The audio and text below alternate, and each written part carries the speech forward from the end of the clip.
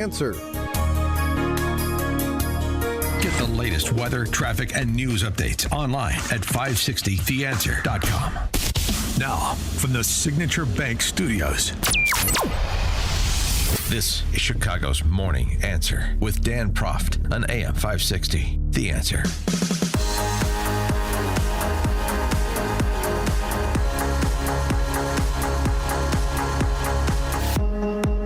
Top of the morning, Dan Proft here. An interesting discussion on X between David Sachs and, a couple other people's responding to what he posted. You know, David Sachs is a billionaire tech founder, investor. He's part of the All In podcast with other billionaire tech bros. Anyway, talking about data centers. Back of the envelope numbers for a 1 gigawatt data center. All in CapEx, approximately $50 billion. Enterprise revenue generated, $25 to $30 billion a year. Electricity costs $1 to $2 billion a year. So you have a 2-year payback. And he writes, the boom is real. Others who know something about that space more than me agree with him, and some do not. One response, your CapEx number does not account for the fact that GPUs are obsolete in 2 to 3 years. A lot of what you're calling CapEx is actually OPEX, operating expenses. The respondent goes on to say there's no evidence of $25 to $30 billion a year revenue, no demand except bubble stocks needing other bubble stocks. Even Anthropic is only paying Elon half your number for Colossus, and that's a performative deal. He also suggests the electricity cost is wrong, and it omits every other cost of running the business: debt service, interest rates, cooling, networking, maintenance, taxes, staffing, downtime, utilization risk, and so on and so forth. Well, it was back of the envelope. It wasn't a pro forma. But the reason I highlight that, and it's unnecessarily technical perhaps, but one of the things driving investor confidence is that statement that David Sachs made at the end of his little back of the envelope financial explanation of data centers, which is the boom is real. Is it? Or as some were predicting, sort of concurrent with when it was happening, I must add, that there's going to be an AI correction and thus a market correction associated with that.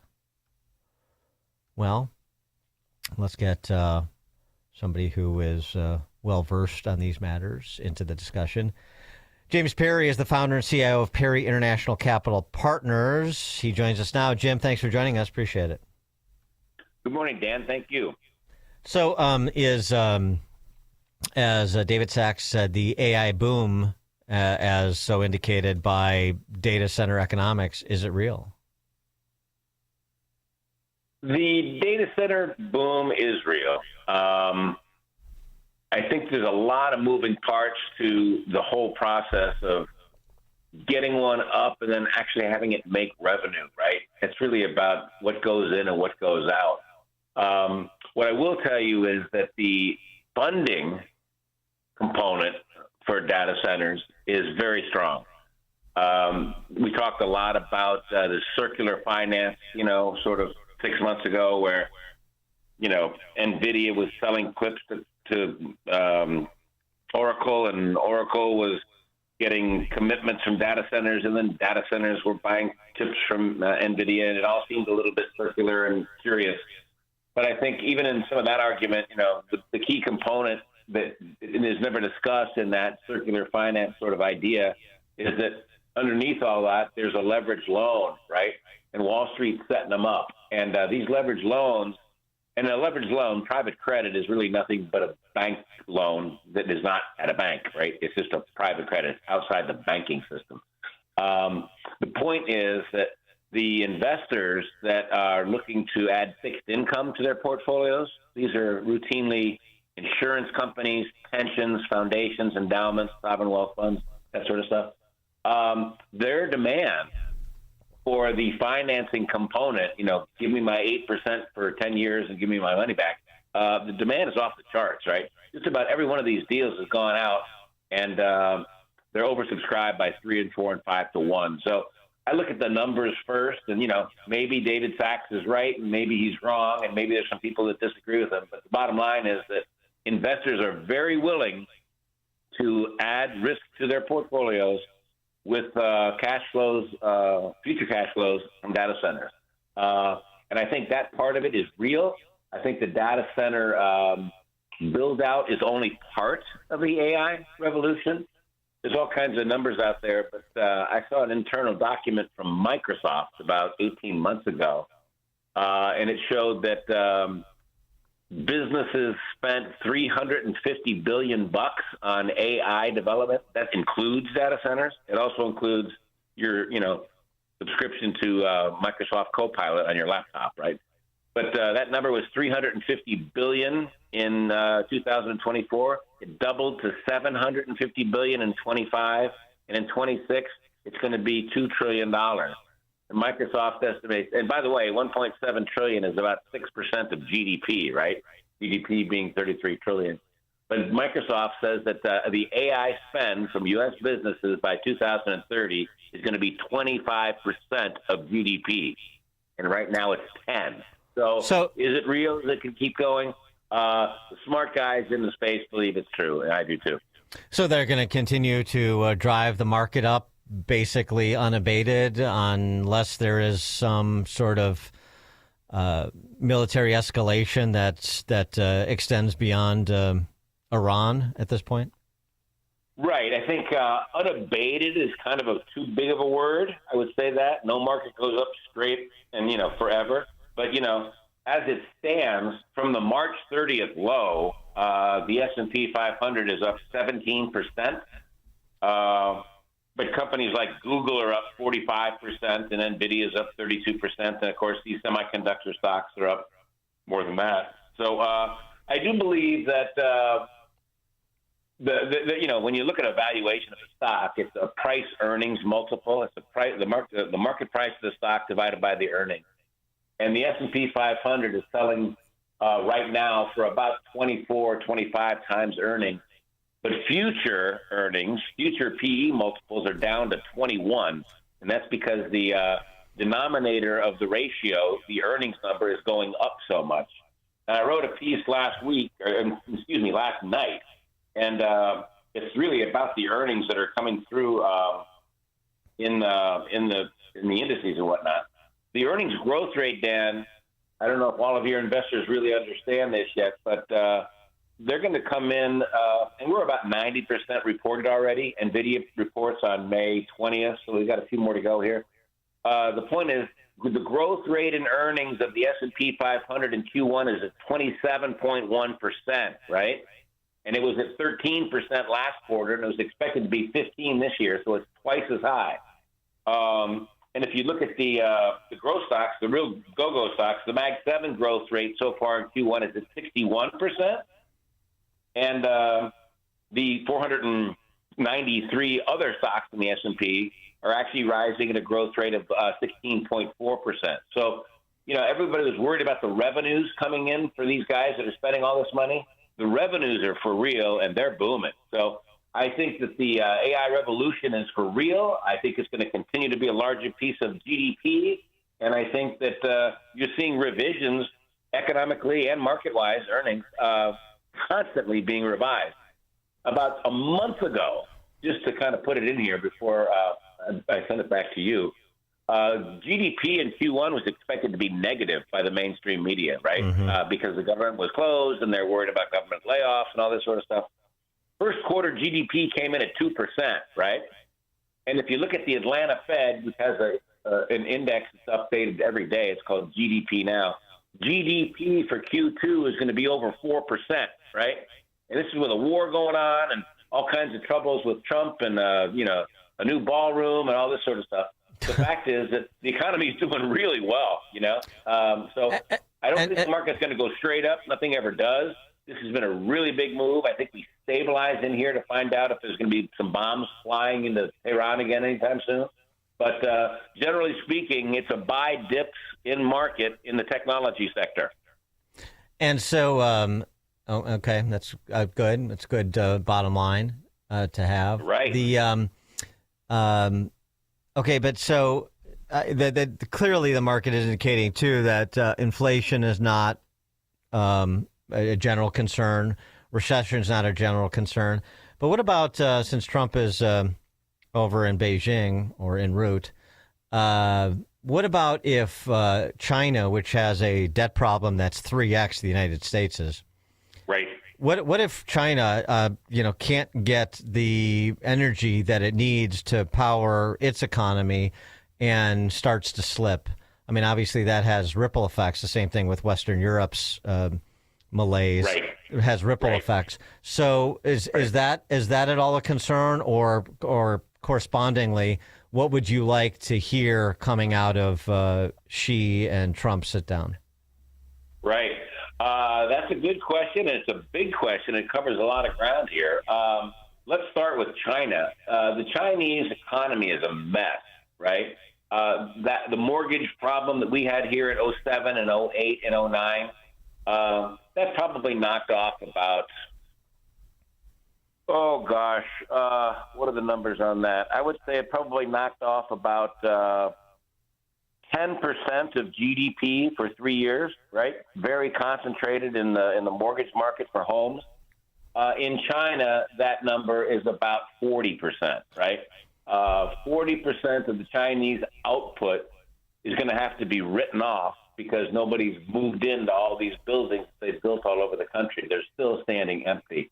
So the write-off on the Chinese real estate market will be 25% of GDP over the next 3 to 5 years. So they're in a big, deep hole, and they are really, I would say, on paper, they're insolvent, right? Now, you have a central bank that controls everything, so you don't have a market rate, you don't have a Fed. If the Chinese government says spend money, they just print it. So the biggest issue in China is that they're printing money left, right, and center. Global money supply is also at 350% of GDP, and about 50% of that's coming from China. So China is the profligate son. They're the ones that are spending all this money and printing all this money.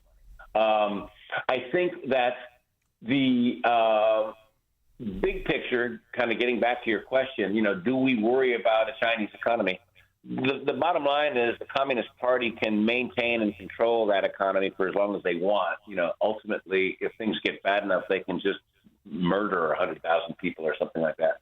So it's going to keep going, and they've got some good parts. I mean, honestly, it's a little harsh, but I mean, they've got things that they can do that Western civilization governments cannot do, and that's a command society and say, well, we're going to put 50 million people in the army, go pound sand somewhere. But I think the Chinese economy is in trouble from an energy standpoint, Dan, and getting really back to your bigger question. They really do have a big problem with energy, and they're building a lot of solar, and they're building a lot of nuclear, and they've got a lot of dams that are producing a lot of power and all that. But they need diesel fuel. They need jet fuel. They need gasoline. And they've got a storage of probably a year, maybe a year and a half. They're smart that way. They store a ton of copper and nickel and all kinds of stuff like that.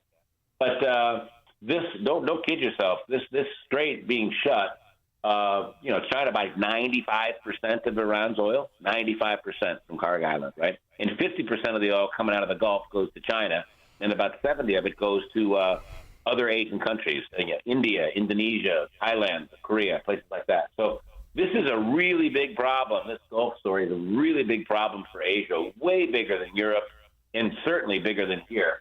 And I think this summit in Beijing, Trump is flying out on Wednesday, I guess, or Tuesday night. They're going to talk about getting this strait open. And I think, the Iranians, I don't think they realize how much trouble they're in. It's not just, the U.S. I mean, China needs it open. India needs it open. The Indonesia, Korea, Taiwan, and all of Europe needs it open. So the most insulated from this whole mess is us, although our goals there are as powerful and as strong as anybody else. We want to maintain a hegemony over the sort of petrodollar. So we're doing all we can there. But The point is that if we don't get this Gulf oil flowing through the strait freely within the next month or so, you're going to have a global recession, right? And it's going to start in Asia, and then it's going to go to Europe, and then the knock-on effect here will slow us down too. And another issue I wanted to raise, and I sent you this piece from our friend Chris Whalen at the Institutional Risk Analyst. He looked at you mentioned mortgages. He looked at the non-bank mortgage sector as the prospect for lower interest rates is fading fast. He writes, on the one hand, a number of large issuers are continuing to thrive even in a difficult interest rate market.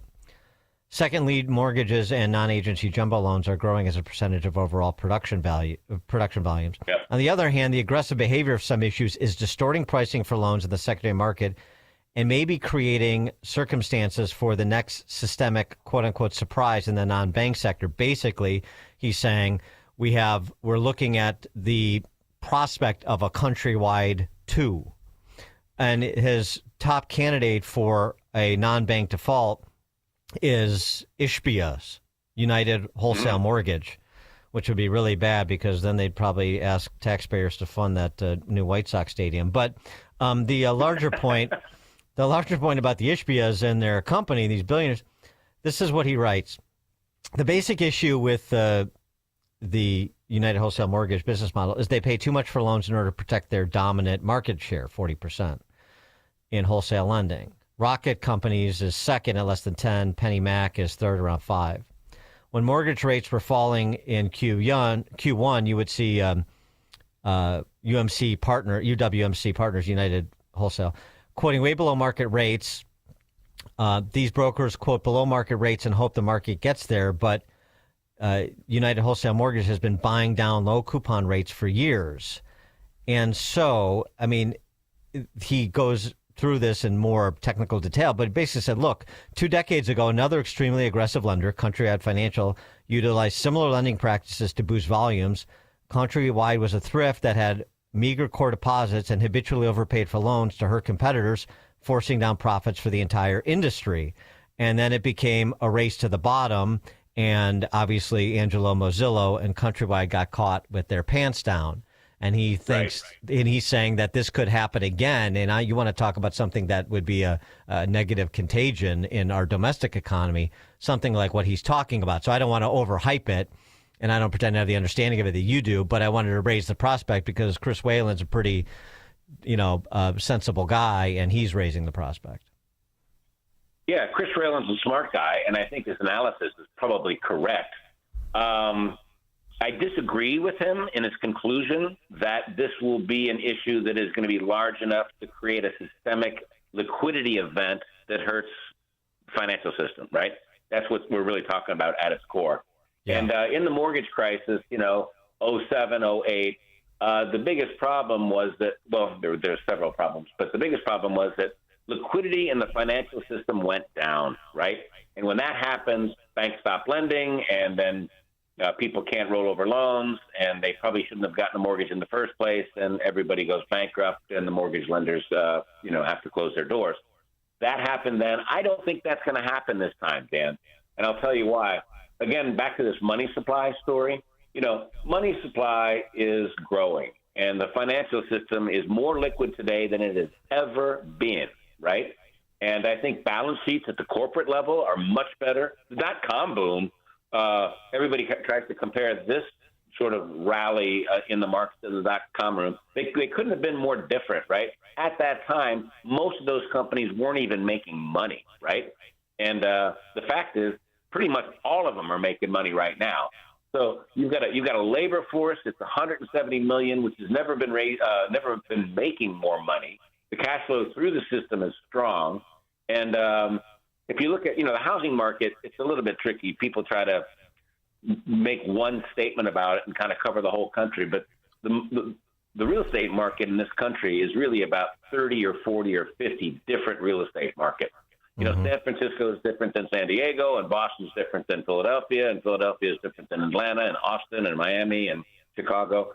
The bottom line is there's a lot of houses out there that people would like to sell because they've gone up, but people don't want to buy them and get a new mortgage for something because the house prices are too expensive, right? But if you look at the new home sales market, right, new home sales are probably 15 to 20% of the market. The new home sales market in the United States, the last couple of numbers, we got some last week. February new home sales were up 8.9%, and March new home sales were up 7.4%, right? So back in the dot-com boom and back in the last mortgage market, there was no growth in new home sales, right? None. It was all about what you can buy. So I think that there are pockets of weakness, clearly, but I think broadly speaking, if you look at the U.S. housing market, it's growing. The prices are at all-time highs. They're maybe 5% below that. And then if you go to the Sun Belt, I mean, I don't know the last time you've been to some place like Orlando or someplace like that, or Phoenix, but I've been to both places in the last sort of 3 weeks. And there's construction cranes and developments going up all over the place in just about every city. And, Miami looks like Hong Kong did when I was living there 20 years ago. There must be 50 cranes in Miami going up. So broadly speaking, I think there are risks to the economy. I don't believe that, despite how smart and correct Chris Whalen is on his numbers on this particular component of it, broadly speaking, the U.S. housing market is going to track GDP growth. It's not going to bring it down. All right, there you have it. It's going to be the roaring 20s all over again, or at least the remainder of the 20s are going to be roaring, it sounds like, according to James I Perry. don't know how long it's going to keep going on, Dan, but, it's clearly an industrial revolution based on technology. And I think what a lot of people forget, and your listeners should understand this because it's really a big component of it, the corporate America is behind it, right? The Googles and the Microsofts and the Metas and the Amazons, these guys are spending big, big money. But, so are all the smaller companies too, right? Yeah. And the fact is that the growth rates are continuing to be there. And I think that if you look at the real big issue is it's all kind of a result of this deglobalization from, a few years ago, the COVID lockdown. But the United States government is spending a ton of money supporting this expansion, right? I mean, I don't know if people remember this, but, the government bought 10% of Intl in August of 25, right? Yeah, I remember it. 20 and a half bucks a share. It's at 125 now, right? So it's going up 5x. The government's got a $55 billion profit in its Intl share, right? Yeah, well, good. So get out of it and don't ever do that again. Yeah. Jim Perry, founder, CIO, Perry International Capital Partners, of course. Jim, thank you as always. Appreciate it. Thanks, Dan. Have a good week. You too. And Jim joined us on the alphawealthgroup.com answer line. There's only one radio show in Chicago talking about today's biggest stories and telling you what they really mean. That show is this one, Chicago's Morning Answer on AM 560, The Answer. It's news, opinion, and insight at the speed of your life. Streaming at 560theanswer.com on the AM 560 mobile app, or tell your smart speaker to play The Answer Chicago. 48 degrees. I'm Mike Scott in our QC Kinetics newsroom. Expect sunshine, but only a high of 58 today. Iran's response to a U.S. proposal to end the war is drawing the ire of President Trump.